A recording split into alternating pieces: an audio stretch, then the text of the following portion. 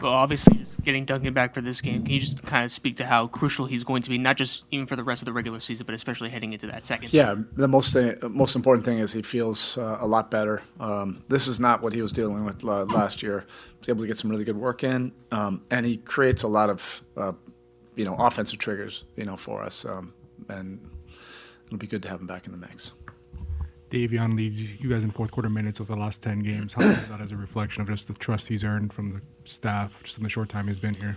Yeah, he's gaining confidence, and he's gaining confidence in his play. We're gaining confidence in his play. He makes things happen out there. He's steady, so I trust him out there to run the offense and make the appropriate reads defensively. He's just continuing to get better and better in our system. He's always been really good on the ball. Now he's really getting disruptive off the ball. He's a winning player.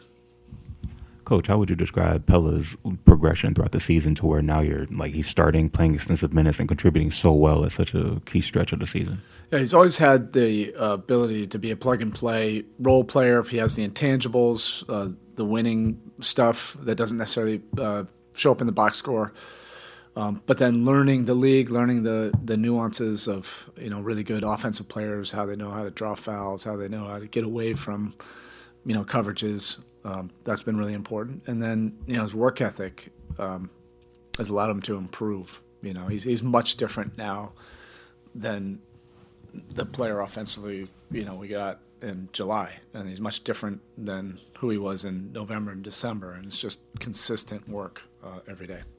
Coach, I know you never want to go on a 10-game skid, but you even spoke about the locker room feeling alive even then. So is seeing sort of this winning streak happen and winning by this kind of margins even surprising to you in the slightest? Well, we've had a lot of experience, our organization, dealing with adversity, and you can go different directions, but I sensed it immediately that that the group had gone through a lot.